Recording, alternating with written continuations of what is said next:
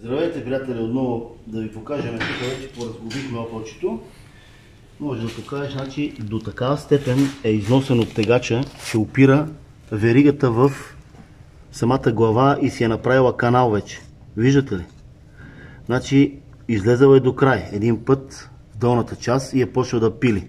И в горната част се е щупил, това пластмасовия, това нещо се е щупило и излиза навънка излиза. Беше излезло, ние го вкарахме, тази част на обтегача и съответно се е разтегнала и самата веришка много. Колелета също се окопали бая, затова сменява всичко комплект. За съжаление, може да стане малка беля. За момента само изпилила леко главата, общо взето нищо, което да е нещо притеснително. Новата верига няма да има проблеми, но просто това нещо се сменява на 100 000 км. Не го ли смениш, така мога да направи беля. Това е за сега, ще ви покажем вече зацепени новите колелета с новата верига и обтегача, качени на колата.